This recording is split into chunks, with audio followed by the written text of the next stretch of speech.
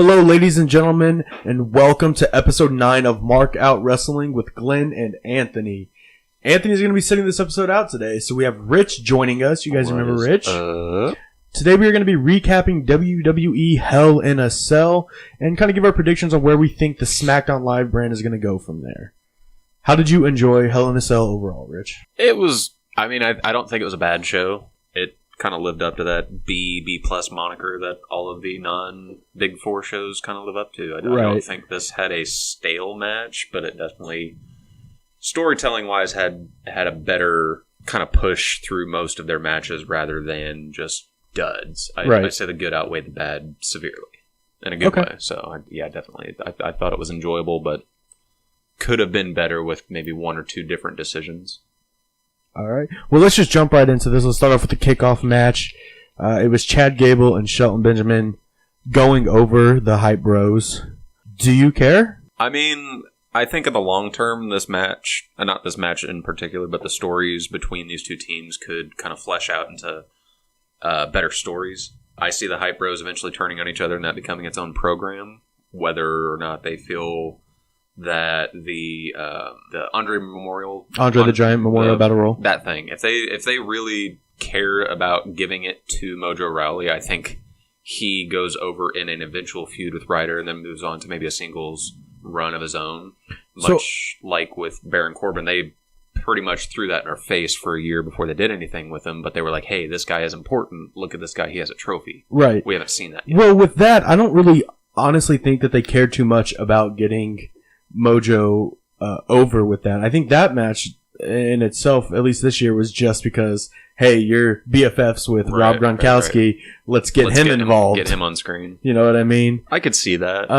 Do you feel like Shelton Benjamin's being wasted in a going nowhere tag team with Chad Gable? I mean, American Alpha 2.0 or World's Greatest Tag Team 2.0, whatever you want to call them? In all honesty, I feel that the couple matches I've seen from Shelton, he looks a little under-conditioned.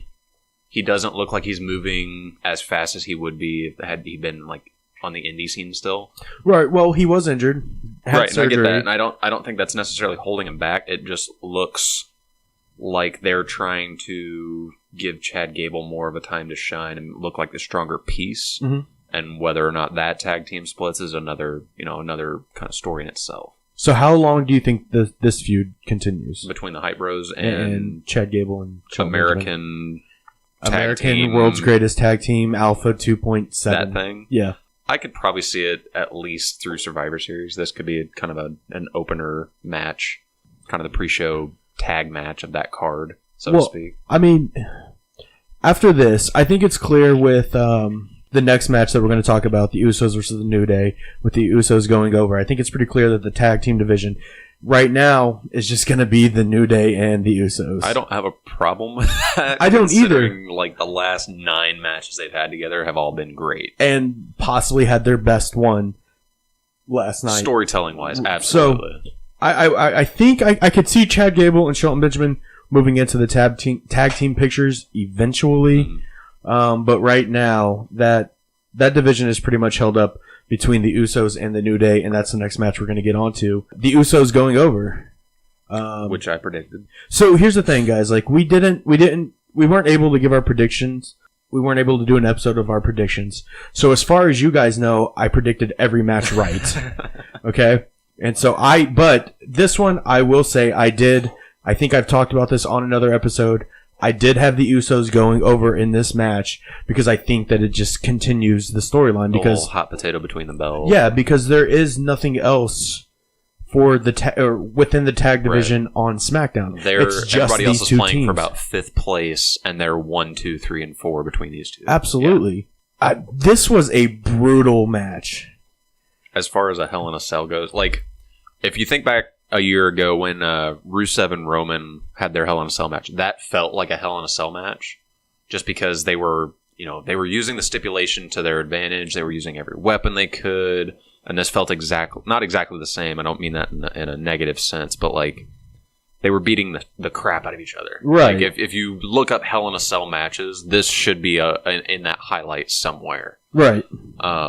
The kendo stick spots where Xavier was handcuffed to the turnbuckle were brutal, that's every guy who's ever thought about wanting to wrestle's like, yeah, maybe not. This might not be for me. I mean, like, kudos to Xavier Woods and Big E, man. They took a beating last night. Did you see the video that WWE uploaded of Xavier's welts and bruises? I did not see cuts? It's gnarly to the 10th degree. I mean, he's got a welt probably 1.5 inches wide from the middle of his sternum that wraps around his body to his spine. Like, kudos to that guy. So this is weird saying, right? But like the best thing that's happened to Xavier Woods was Kofi getting hurt. Which I agree with that, and he has done nothing but been kind of the bright point of this tag team. Like, I love the New Day to death.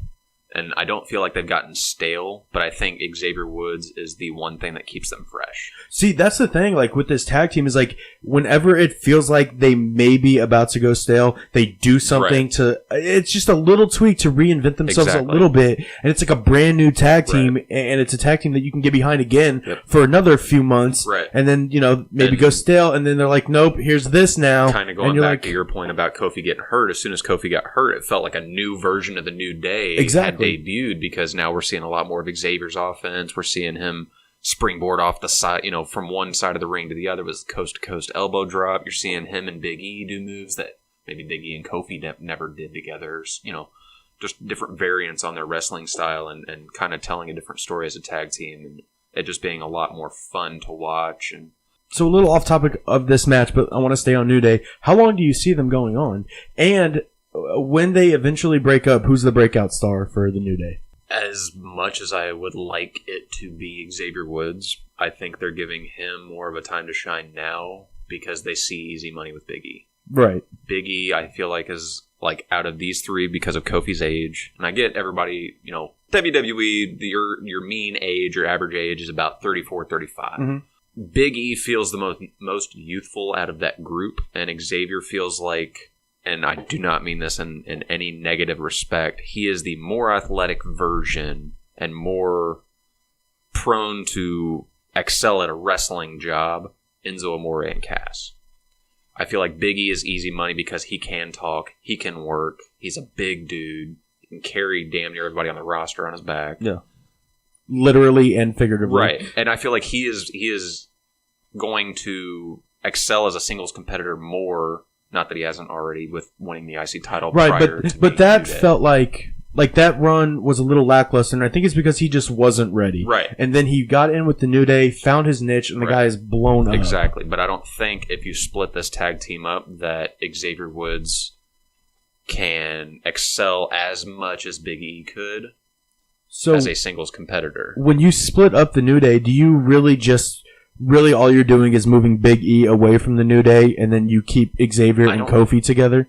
I mean, you could kind of, and I'd hate for them to do it like this. You could kind of treat it like the Shield, where, like, you know, maybe Big E snaps, or he's just like, I can't do this anymore. I need to focus on myself, or something, you know, kind of not lackluster, but a little less like I'm going to beat the shit out of my former tag team members. Because we talked about this. I think I said this something to you last night. It's when New Day loses, it seems like it's Big E the one that's eating the pins. Yep. And you know, that could be something that they're gearing towards and maybe trying to give another tag team a rub is let's get New Day off TV for a while. Maybe, you know, have Big E with this woe is me, like I can't do anything to help my team. I thought, as a side note, they did a really good job of constantly showing Kofi's face during the match. Right. And, like, this look of distress, like, I physically can't do anything to help right now.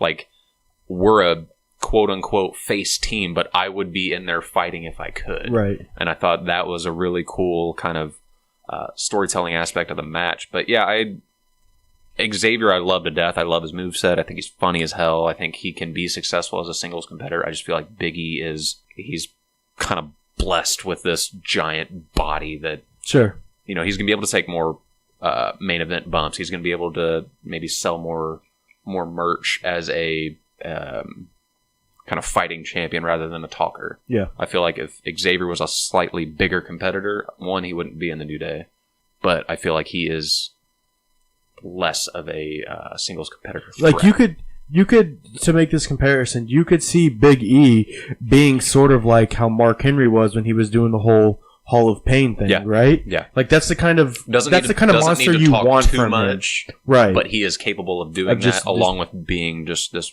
ball of destruction waiting to hit something. Right. Yeah. And to not give all the love to the New Day because the Usos were in this match, and we've talked about this before. Is there anything better than heel Usos? I don't think so, because when they were doing, like, not to knock them bringing their culture of Samoa and whatnot to WWE, which has been just overflowing with Samoan culture, but Vince loves them. Doing the haka and dabbing with your pyro, and that's it was kind of the Rocky Maivia thing, because they'd always come out, they're smiling, then they'd get their ass kicked, and they'd come out again, they're smiling, they're doing the pyro, it's all fun and games, and then it just after that, like, you're like, okay, let's see something fresh. And then it was funny because I was listening to another podcast, and they were talking about how when the Usos turned heel, it wasn't the heel turn that we wanted, because it could have easily been Roman Reigns at that point in time. Sure. And it was like, well, you turned the wrong Samoans heel. Right. I think this has been the rejuvenation in the Usos, and frankly in the tag division, that we needed, because in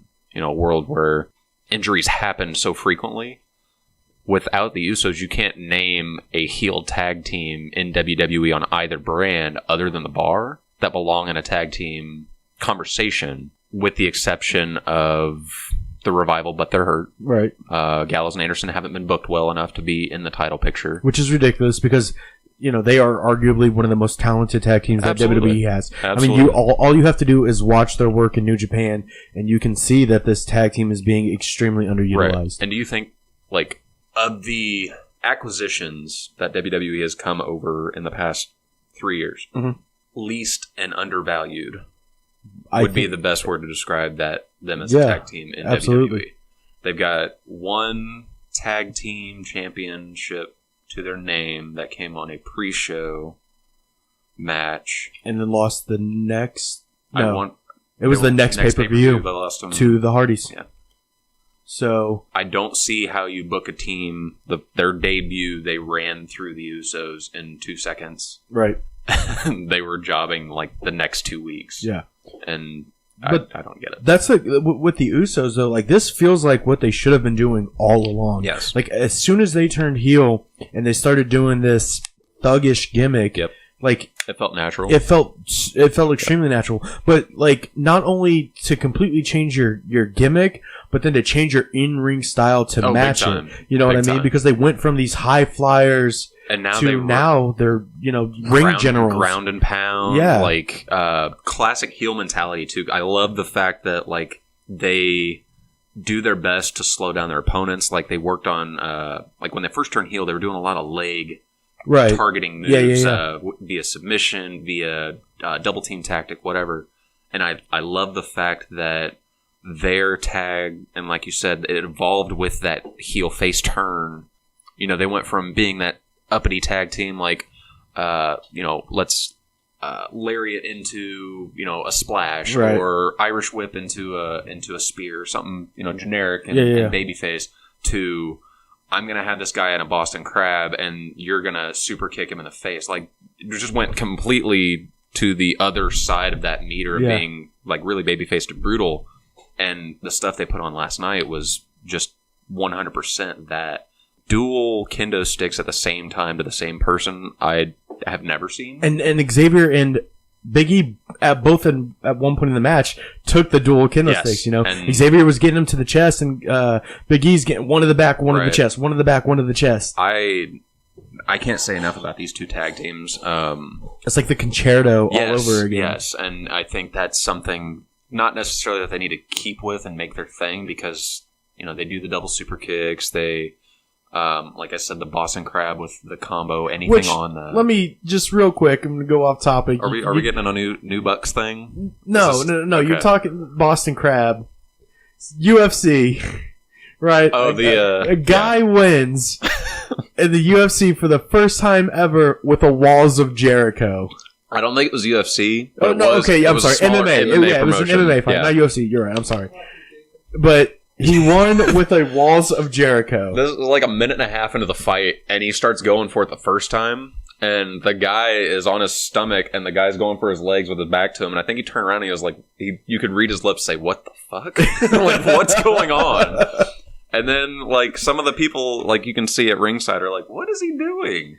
And then all of a sudden he hooks both legs and just leans back. Like, you remember when Chris Jericho would do it in, like, early 2000s? Yeah. When he would lock it in, and you were like, man, that looks vicious. And now he does, like, a half walls right, it's Jericho, like a lion tamer mix. Yeah. Like, I want to pull you back, but I might not be strong enough to hold your legs. I'm too old now. Right. He legit laid into it, and the guy tapped within, like, 5 seconds. I was like, that's something you never see. Completely off topic, but you kept saying Boston Crab. It just reminded me. So, putting the titles back on the Usos was the right move, right? I mean, it adds to their lineage as a tag team. They're now a five-time tag team. Stop that. In WWE, obviously not counting which brand they decide. Here's my question then. Like, what more can these two teams do to each other? I mean, what's our next pay-per-view for Raw? Is that Survivor Series? The next pay-per-view that Raw is involved in. That Raw is involved in, is TLC, but what is SmackDown? Yeah, I was like, I don't know what Raw has to do with anything. We talked about Gallows and Anderson, now I'm thinking of the wrong show. But yeah, so Survivor Series will be the next SmackDown related or pay-per-view that SmackDown's involved in. Right, okay. So you have to imagine... Do they do another one of those giant, like, 10-team tag matches like they did last year? Because I feel like if they do, they're involved in that, and that could play into this story continuing if they're on the same team and they don't see eye to eye. Kind of like last year they had Enzo and Cass and Gallows and Anderson were feuding at the time, and they were on the same team going into Survivor Series, and they clashed in the ring and cost each other whatever, pinfall or whatever. I think that's something that will play into this story. The fact that the Ascension seem to be going nowhere but the Fashion Files, which I don't mind. Oh, man. You don't have a heel tag team to step up, or even a face tag team to step up and be competitive for it. Like, say at the first pay-per-view, SmackDown pay-per-view post-Survivor Series that there's going to be a triple threat tag team match. You can't. Well, is there even... There's not even another heel team on SmackDown. Other than the Usos. Right, like the Usos are the only heel tag team on SmackDown, right? Because you could say the Ascension, but after what you saw last night and what they've been doing with the Fashion Files, after the past 2 years. Well, sure, they've been technically heels. They're being branded as heels. They've never been booked to be a competitive tag team. A jobbing heel, exactly. They're an enhancement talent team. They're like, hey, we're bad, but you're probably going to win. I don't know like I said, like it's these two. They're 1A, 1B, and then it's all the way down. 6, It's kind of a shame, right. What the tag team division, even on SmackDown, just like what the tag team division has going on, right. As good as they are, there's no one else that can come up to that level. Yeah. Put on a halfway decent match with either of these teams. And, WWE doesn't like to do face versus face, heel versus heel, but man, how fun would a Revival versus the Usos match be? That would be so good. And kind of the clashing but non-clashing styles. Right. How, like, brutal and grounded they are, but the Usos still kind of do that, like, not high-flying, but they're willing to take that extra risk that maybe a Revival team doesn't kind of go off the beaten path of no flips, just fists kind of deal. Yeah. I think that would definitely be fun. I still am hoping that, before things go south, we get a New Day Revival match, just to kind of see who would have bested each other on a bigger stage than Monday Night Raw. Right. Match of the night? Big time. Okay. Big time, without a doubt. All right, let's move on. Randy Orton versus Rusev. Randy Orton won, obviously, as if anything else was going to happen in this match. But Rusev was Randy Orton on the card? Randy Orton? Yeah. Was he on the card? Yeah. So he won. Yeah. Oh, yeah. That's my point. Yeah, right? Unless he's facing Jinder Mahal. If you're anybody facing Jinder Mahal, you're going to lose. Anyways. Or if you're a hometown guy. Yeah. Okay. So, but Rusev did dominate a good portion of this match. He got in more offense than I think people were going to think he would have. Right.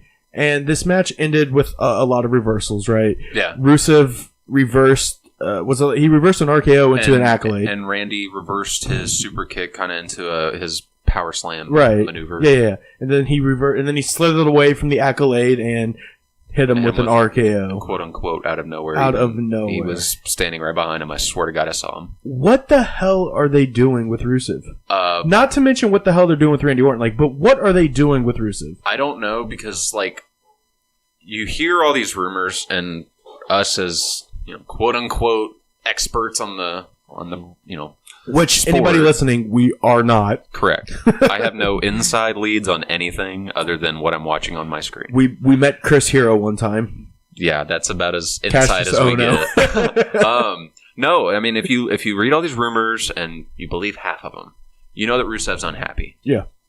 He's obviously, from a fan standpoint, being underutilized to a fault. Right.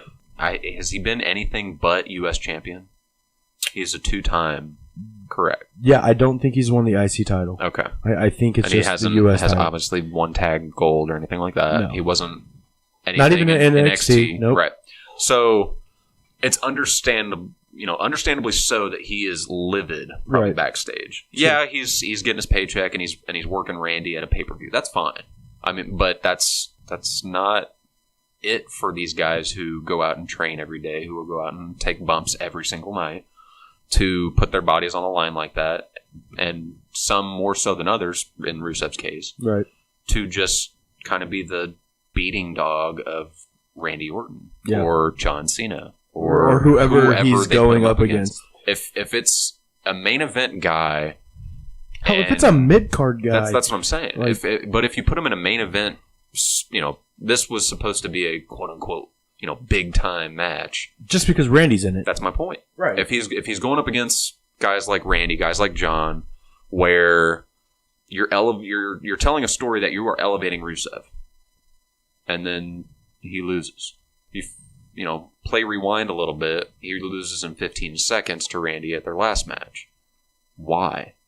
For those in their last match, he beat Randy in 5 seconds on Smack. Was it right, SmackDown? But it wasn't a pay-per-view.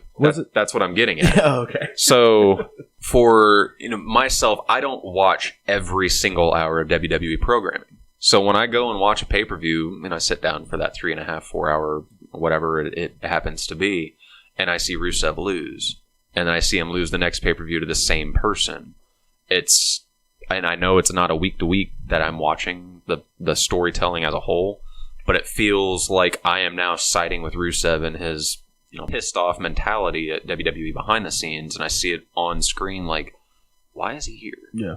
What is he getting out of the deal of just, in our eyes, jobbing to Randy Orton continuously? Yeah.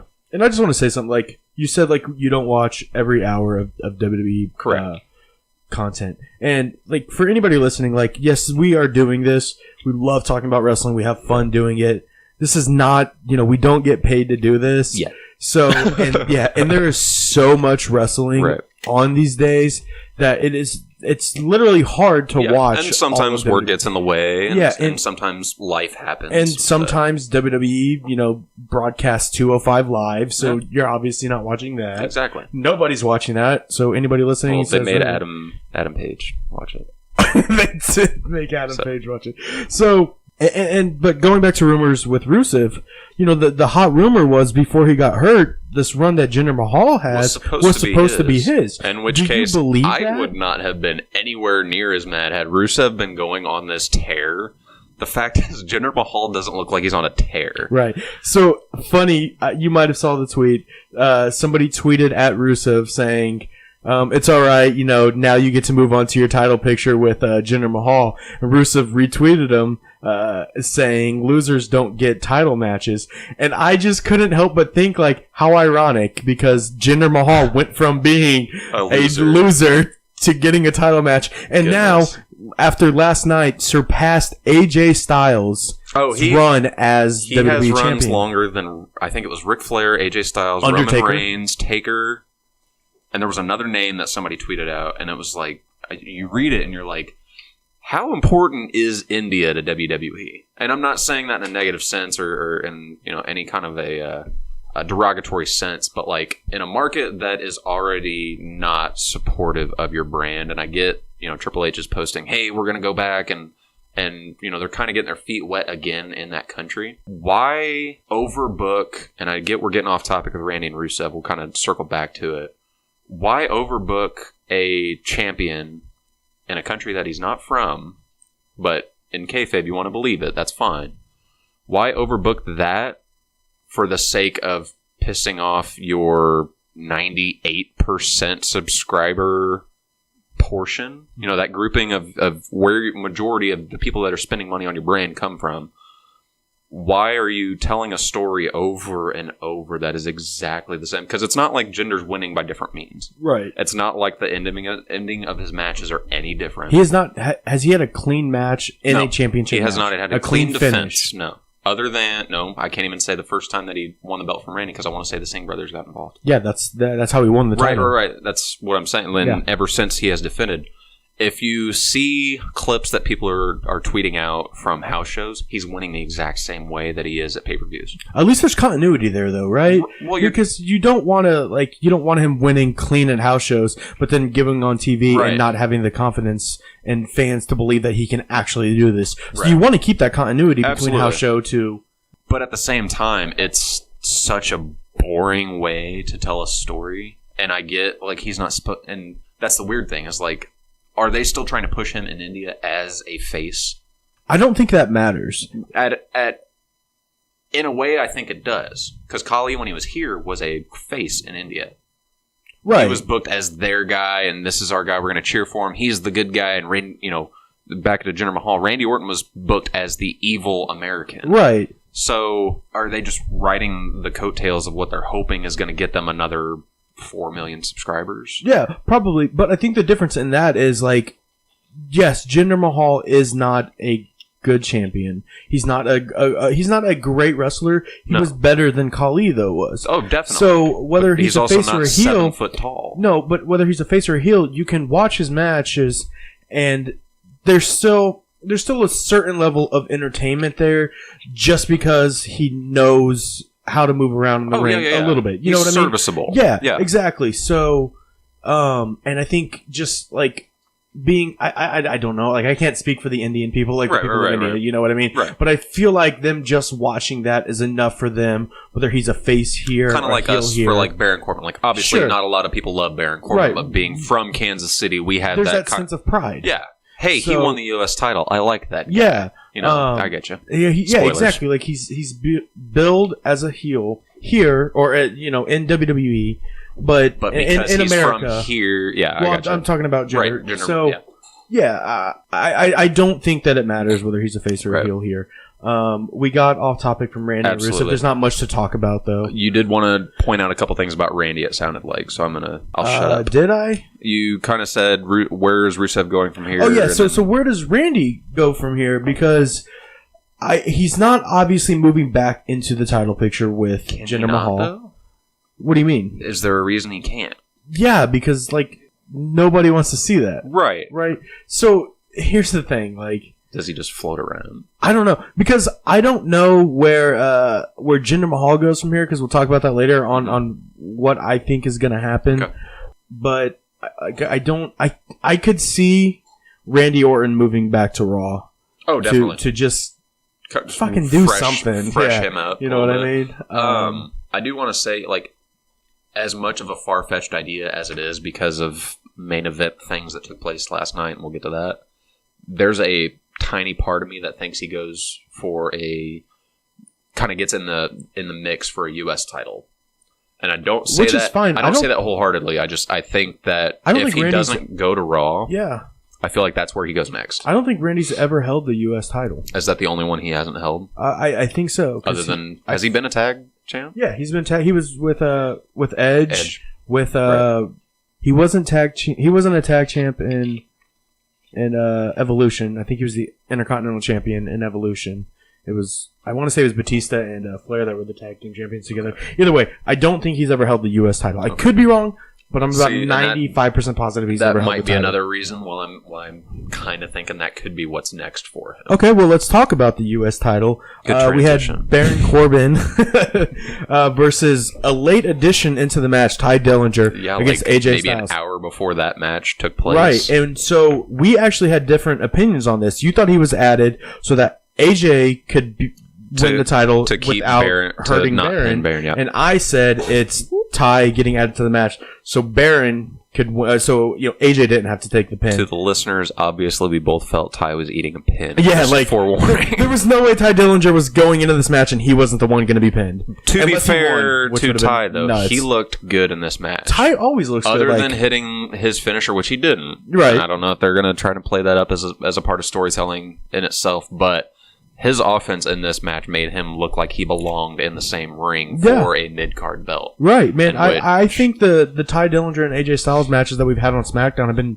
really good matches. Yeah, absolutely. I enjoyed them a lot. It felt, though, and I hate saying this because I do like Baron a lot, it felt that the match was carried by Ty and AJ the majority of the in-ring work until the end. Well, that's because their in-ring work is obviously much better than and a lot faster. I don't think Baron can keep up with guys like Ty and AJ. And it was very similar to how the triple threat for the WWE Championship panned out between Ziggler, Corbin, and AJ months ago. Right. Obviously when AJ was still champ. But seeing this match and kind of how it played out, obviously, tomorrow night, AJ is getting his rematch. I would assume. Already. Where do you see kind of that going? Do you see AJ maybe retaining tomorrow night? Or do you see Baron retaining? My bad. Yeah. Or regaining, I meant. Okay. Or do you see Baron retaining and kind of moving forward? Yeah, I think Baron Corbin retains the title because I think AJ is eventually going to be moving back into the WWE title picture. I wholeheartly agree. Where he belongs. But this with Baron Corbin feels like the right thing to do. Yeah. If he would have cashed in the Money in the Bank contract and won, I kind of feel like after seeing all of this, I feel like it would have just been Jinder Mahal all over stale. Again. Yeah. So this, I feel like this is kind of a test run. I personally never think it's a good idea for a person to their first title in a company be the main belt. Now, there have been obviously some examples of that working out. Alexa Bliss has been a phenomenal women's champion. Yeah, there's no mid-card belt for the ladies. Okay. Just to counter that point. Yeah, touche, fair enough. Okay. But to add to that, she never held the NXT Women's Championship, so I guess that would be kind of a But I guess we can look at examples of where it didn't work with, Great Khali. Obviously, the first title he ever held in WWE. Right. The only title he held was the World Heavyweight title. Right. Diesel, first match, right? Yeah. Maybe not his first match. I know Big Show in WCW, his first match, he won the WCW title from Hulk Hogan. So no, I definitely agree with your point. Though. Yeah. I feel like this could have been super stale had they pulled the trigger on him cashing in successfully. Right. And could you imagine if Jinder Mahal had won the U.S. title before winning the WWE title and had just a decent run as a mid-card champion? It would have felt like he belonged. Right. It wouldn't have felt like such a fluke. Like he could have gone on to because for the most part, now WWE has done a really good job of making the mid-card titles feel important. They used to be afterthoughts. Anybody could come in and win that title. Right. But now when you have guys like The Miz, AJ Styles, John Cena, Roman Reigns, Seth Rollins, Dean Ambrose, when you have these guys winning mid-card titles and they live they don't make you feel like that title is beneath them. Right. You know what I mean? They elevate the title versus the title devaluing them. Right. So not being on a show for months at a time. Yeah. So I feel like this was the smartest move. Was to put the title on Baron Corbin. Right. And I think that just means, after tomorrow, I think Baron retains, and then I think we get a nice little feud between just Baron Corbin and Ty Dillinger. I think so, too. Which I'm fine with. I also always favor a title scenario where a face would be chasing. It makes more sense. Oh, the storytelling is always better when it's that way. Because after a while, your face guy just kind of gets that in that John Cena mode. Who are you putting in front of me? Who am I going to knock down next? Right, exactly. And I feel like not saying Ty is going to run through Baron at any point in time. I say probably Baron's going to go on a good 3-month to possibly Mania since we're already getting close to November. Yeah. I say that's probably their next. meeting point, maybe Survivor Series, they don't defend. And that first pay-per-view afterwards is his next actual title defense. Sure. So, do you think you think AJ moves on to the WWE title picture? They need it. Okay. And we can get to if you're about to ask if he's going to be the one to dethrone Jinder, I don't think so. Okay. I wasn't going to ask that, but I want to hear a little bit about this in a little bit. Okay. So, here's what I think. I think AJ, because I think at Survivor Series, we're going to end up getting Team Owens versus Team Shane. Right, and that's supposedly been in the rumor mill with what happened. So I think that's immediately where AJ goes.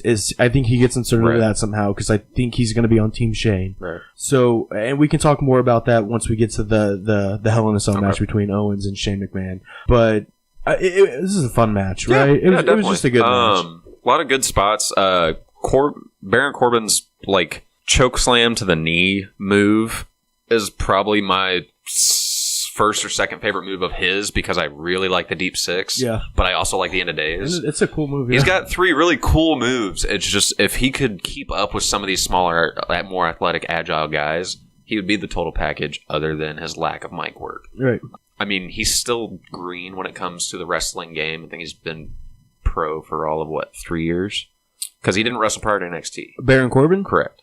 Yeah, that sounds about right. For being he came from the NFL into so for being as fresh as he is, he's kind of keeping up and being able to work with guys like AJ and kind of the guys with the mileage of a guy like Ty Dillinger and guys like that. He's definitely kind of gaining some ground in his short career thus far, and kudos to the KC guy for getting the nod with the belt win last night. Right, so. And that was the second title change we had of the night. So you kind of had to feel like maybe no other titles are changing hands, right? Yeah.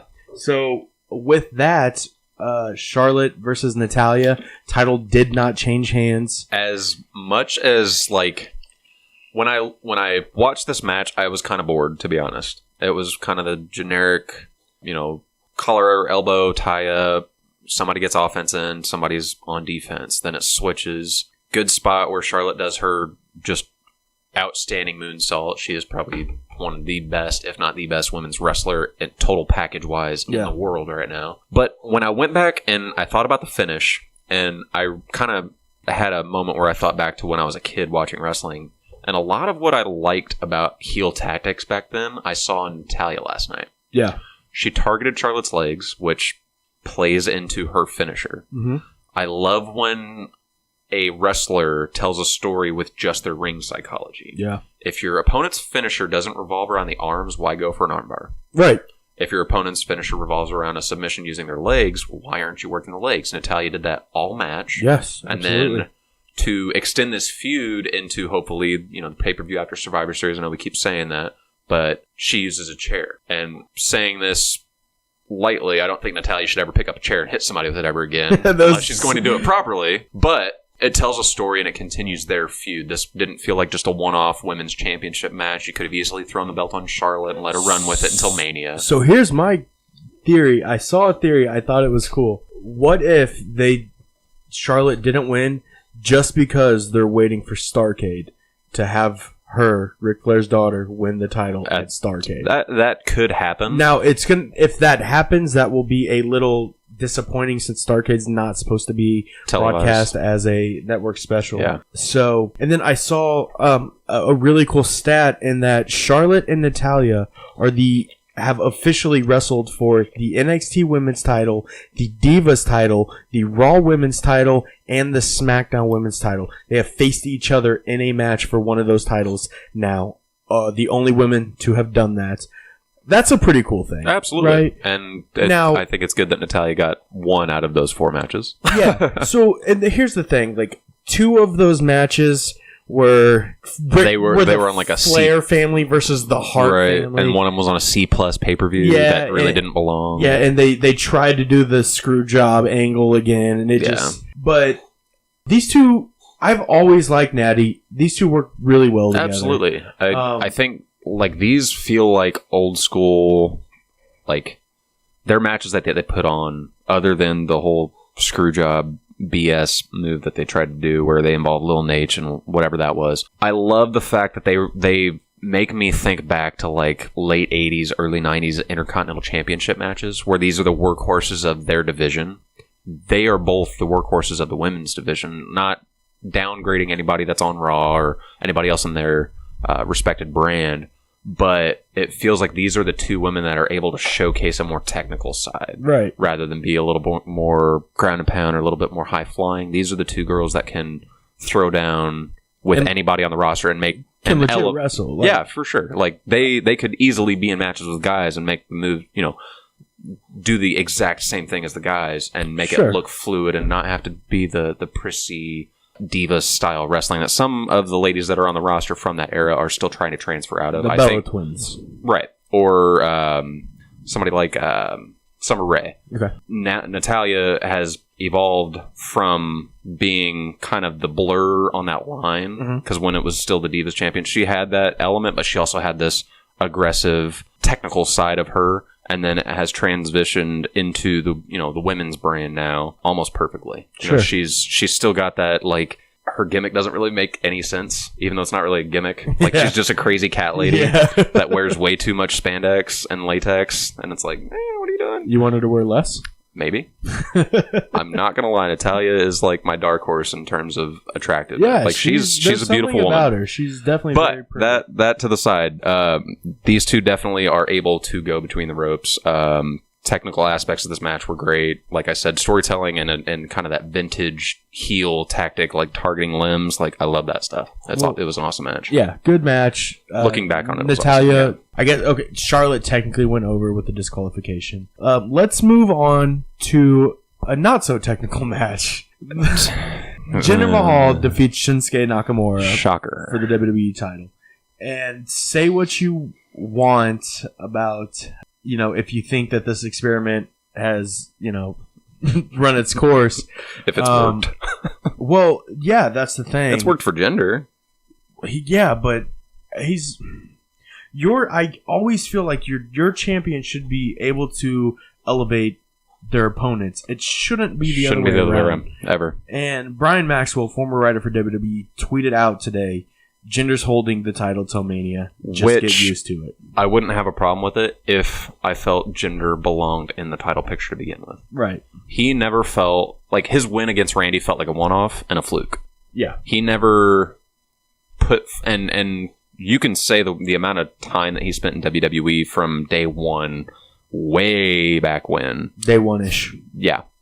To now, yeah, the dude's put in his work. It doesn't mean you throw the biggest belt in the company on the dude's waist and say, here you go for a year, good luck. Yeah. And whatever happens, you're still going to be champion after the match. Absolutely. Like, I don't think from a booking standpoint that's even smart money. Regardless if what you're trying to do with India, like I said earlier. Regardless if you're trying to target a market that hasn't spent as much money. From a sheer booking standpoint, you're telling a story that belt is either not as important or you are hoping that all of your mid-card storylines and your main event non-title storylines are enough to carry a pay-per-view. Like, this pay-per-view definitely was an example of that. Right, so this is 2 pay-per-views in a row where the WWE Championship wasn't the main event. Correct. What is that? I mean, that tells you a lot about him as a champion. And he can't draw. Not at all. It's unfortunate. Like, I don't hate Jinder Mahal. No. I hate... And this is, like, the Roman Reigns argument. I feel like this perfectly parallels it to an extent. Turn him face, then.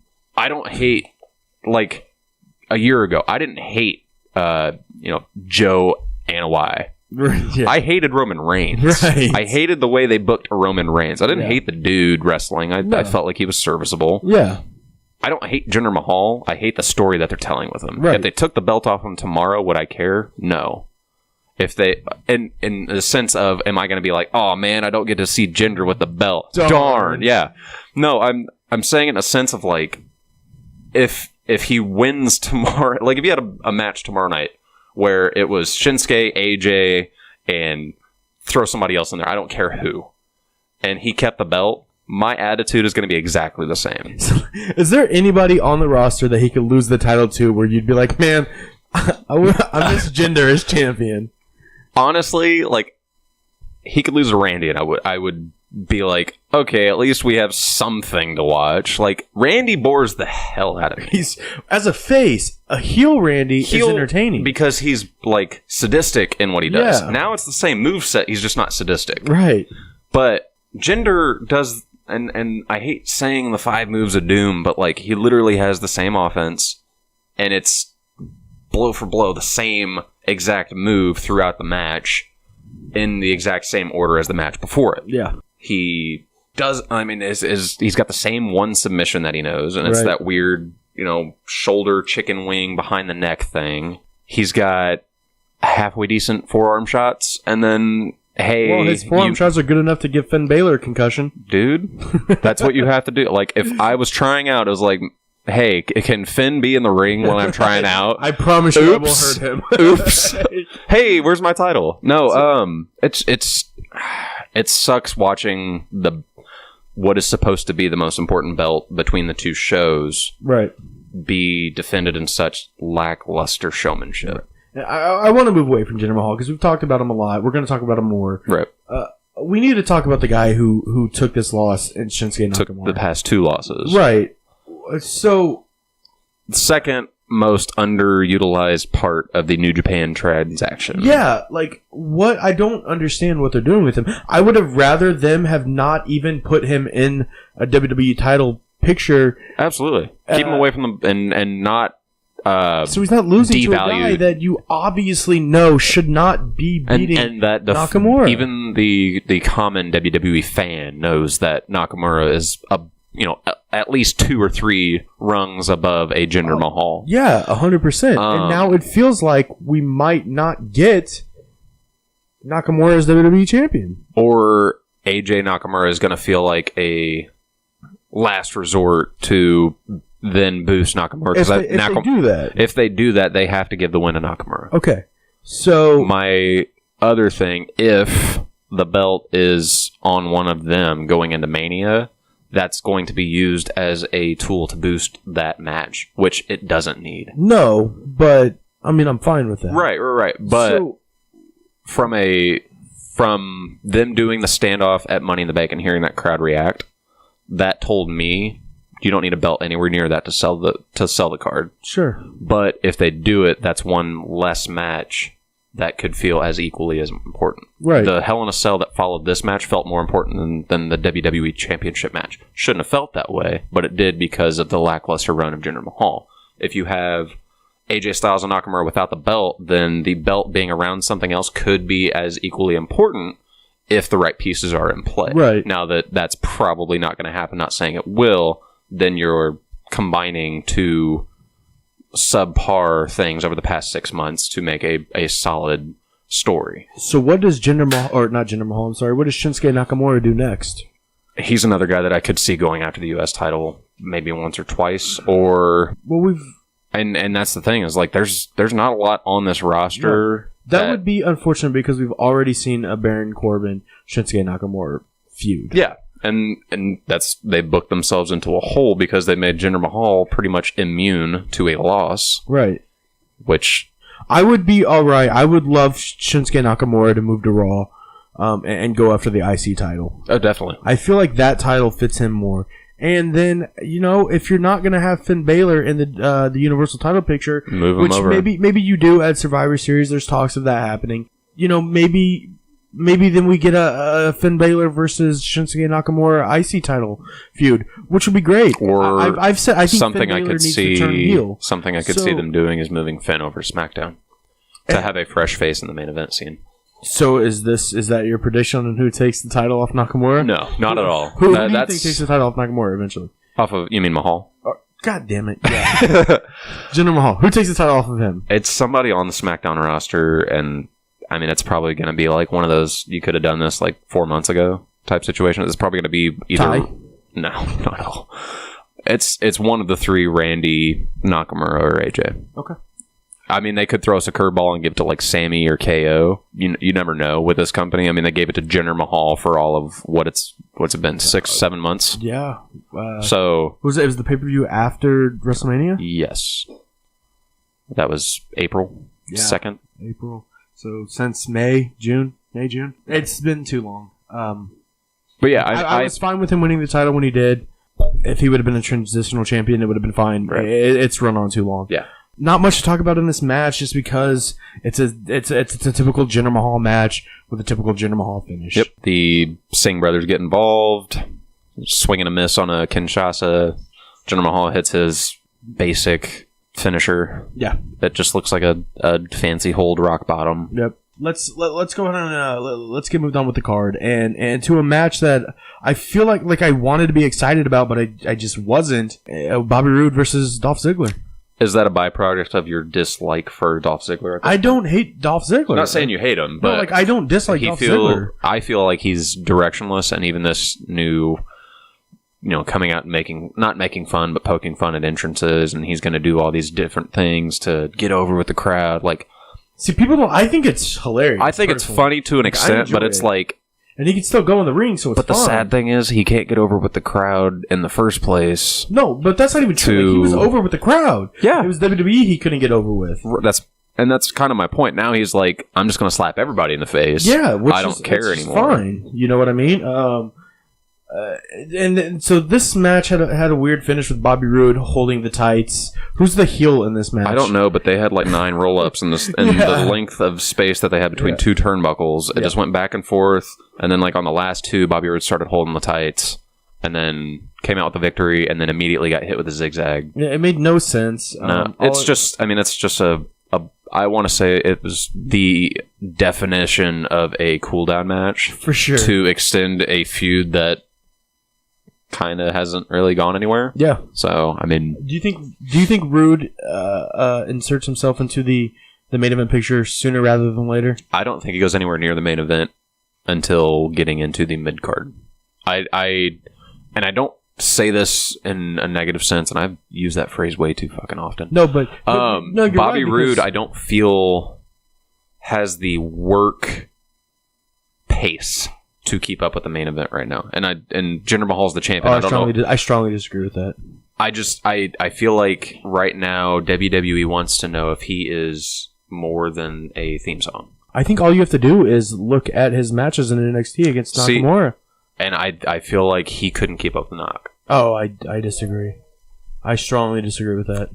We'll see. He didn't wrestle the same style. They weren't Samoa Joe versus Nakamura. No, matches, and I'm not looking. I wasn't looking for that. It's just it felt his in-ring work doesn't interest me.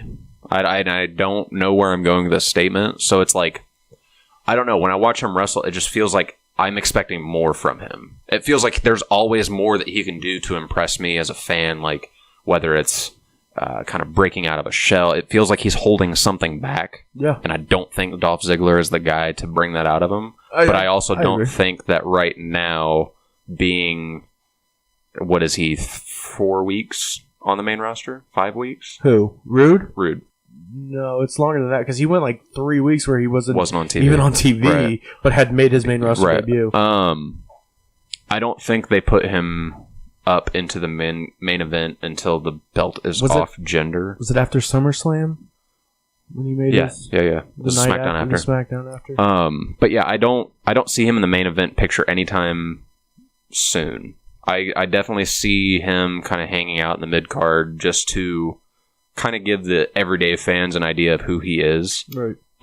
Because, and like I said, to an everyday fan, he's got a great entrance. Yeah.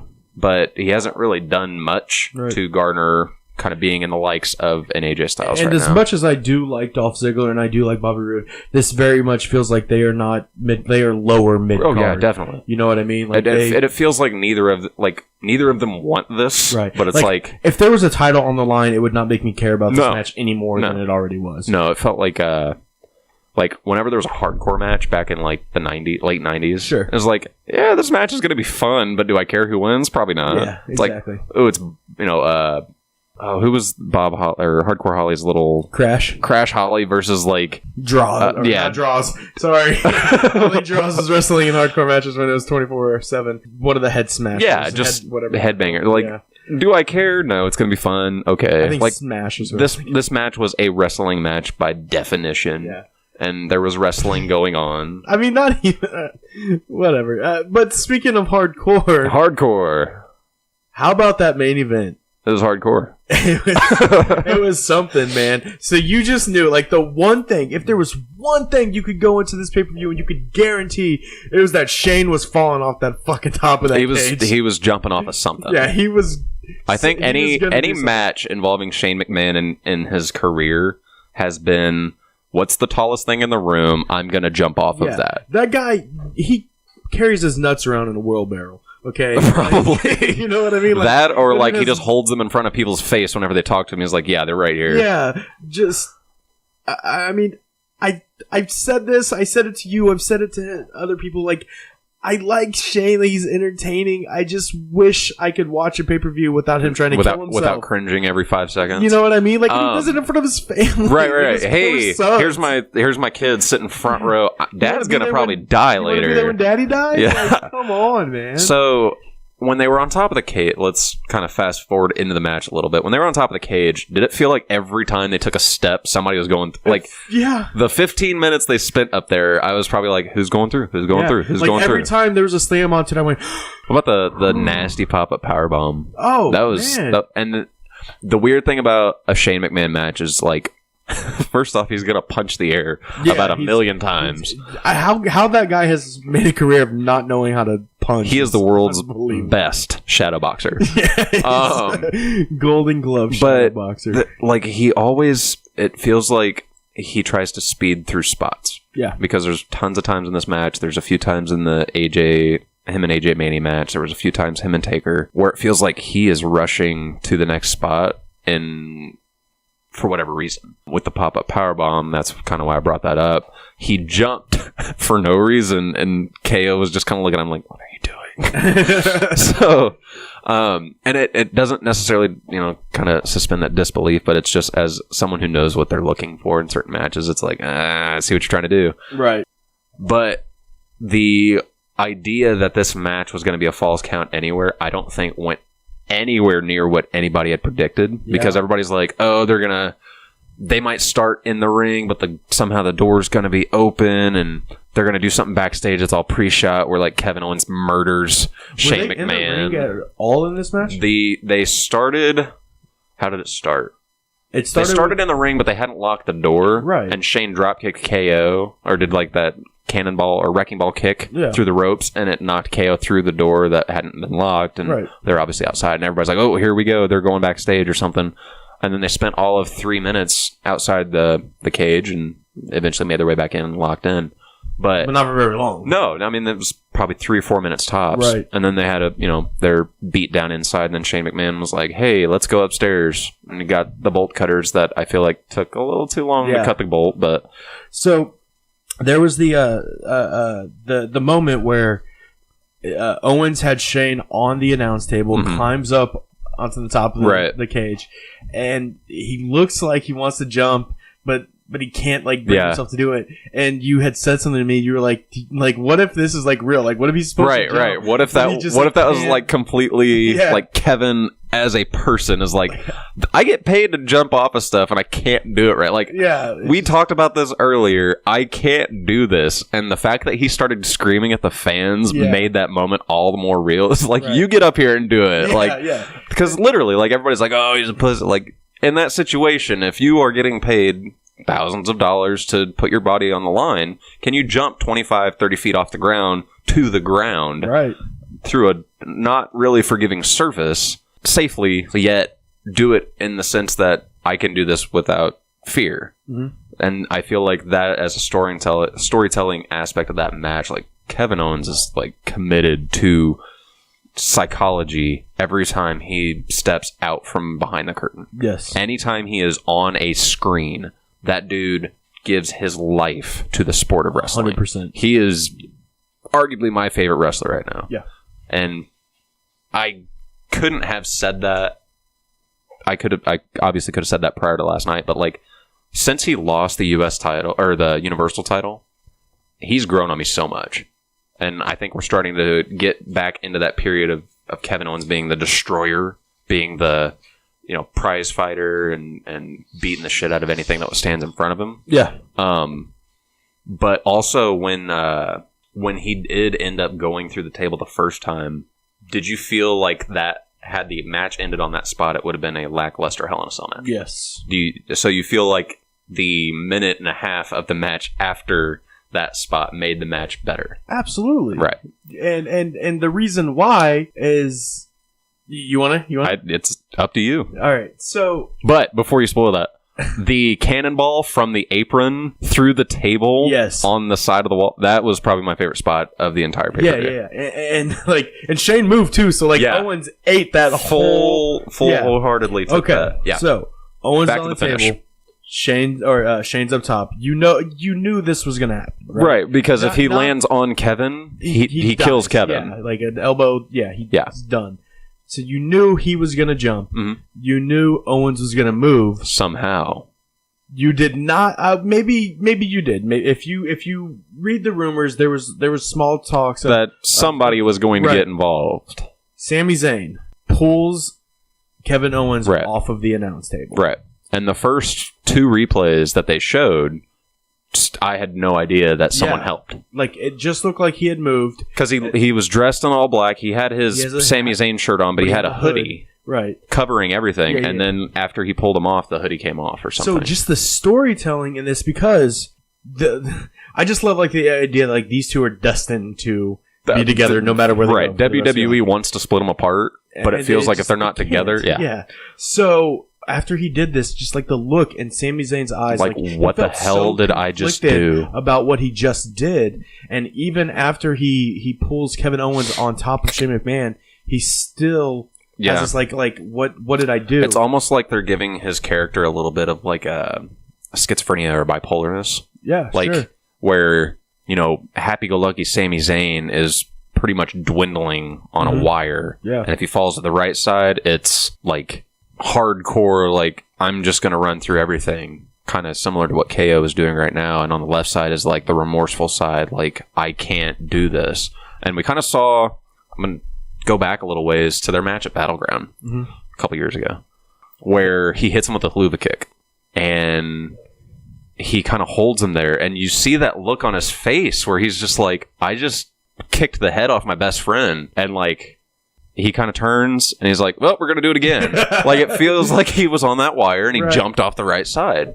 And I feel like last night you saw that look in his face, and then he strangles Mike Chioda to count to 3, and it's this is not the Sami Zayn we're used to seeing at all in WWE. This is the Sami Zayn we need, though. Definitely. He was going nowhere. And that's another thing that could build the story is, this guy has been underutilized. And Did you see the tweet that, or it might not have been a tweet, I don't know, I don't follow Kevin Owens on Twitter because he blocked me. Shout out to Kevin Owens. Yeah. But at least on Instagram, he shared a picture of him and Sammy on the Indies hugging each other. That's cool. So it's one of those things that I don't I feel like I don't know if this is a full-fledged Sami Zayn heel turn.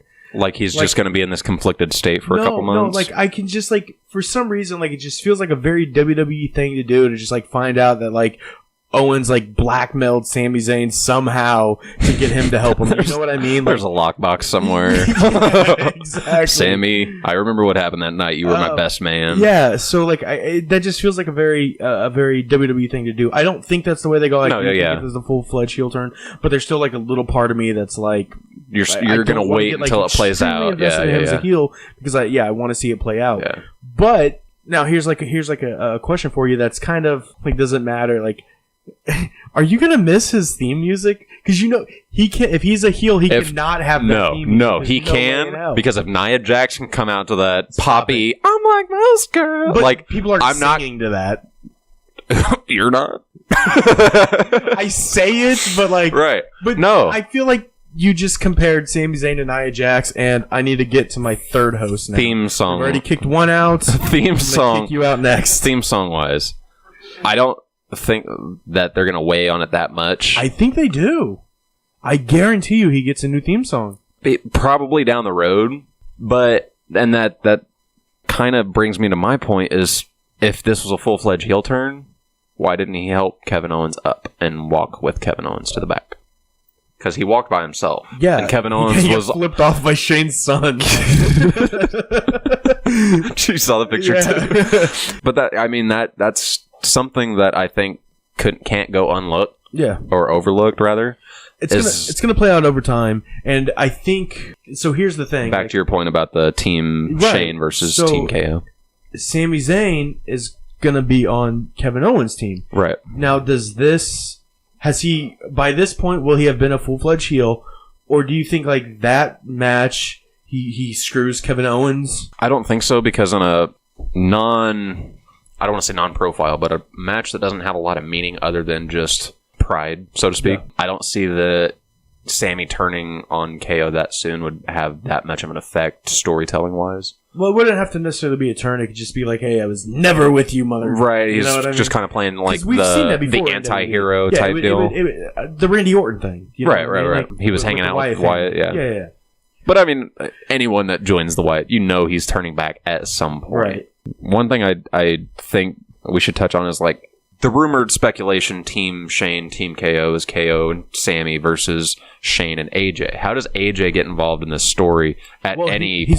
He already has, because if you remember the promo he cut against Kevin Owens on a SmackDown. Is this when they were fighting over the belt, or is this? No, this was just a couple weeks ago. Okay, yeah, he came on and he basically just like told Kevin Owens, who wasn't even like in the meeting, like he just got on a mic and was like, you basically you have no idea what you're getting yourself into. So I think that kind of like talking about Kevin Owens trying to fight Shane. Yeah. Okay. Yeah. Kind of boosting Shane and right. Kevin Owens can use that as fuel. So I think that's going to play into how they bring him in there. It's Survivor Series though. They have this knack for just making teams work, even if they don't make sense at the immediate moment. Absolutely. Where do you see this kind of leading to? Do we get a tag team or just a mutual friendship, kind of have how the Chris Jericho KO thing played out? Yeah, I think that would make the most sense. Do we get a masked Sami Zayn? No. No. Generico doesn't come back from the dead? No, he's dead. He died in a car crash, okay? All right. R.I.P. El Generico. Is Kevin Steen still working down in Mexico building houses and shit? Yeah. Trying to exactly praise the memory? I don't think this... If it led to a tag team where they went after the titles, it would feel beneath them after all of this.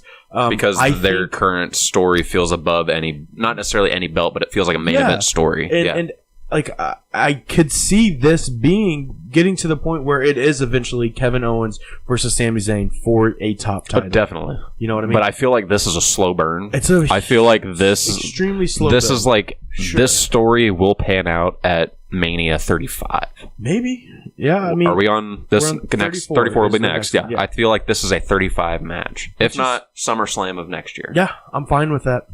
Because they need profile from that side. WWE has a knack of not taking time on building their stories. Other than Nakamura AJ. Yeah. Which will probably get a week's build. Maybe. Because it doesn't really need anything. But well, that's all I have for you this week. Is there anything else you want to talk about, touch on real quick before we get going? Since we're not doing anything related to non-Hell in a Cell, no. All right. Other than spoilers for Monday Night Raw, which we will not get into. Not at all. Ladies and gentlemen, thank you for joining us this week. It was fun. It's always fun to come in here and talk wrestling. Make sure you guys like us on Facebook, like us on YouTube, share, subscribe at 816 Podcasting. Click every button you possibly can. Yeah, we are Mark Out Wrestling. Make sure you guys listen to From Sacco to Shiva. We've got Anthony, Chase, and Tom. Those guys are killing it. Any fantasy football questions you guys have, any concerns you have, make sure you drop those questions on our Facebook page or on our YouTube channel. And thanks for listening, guys.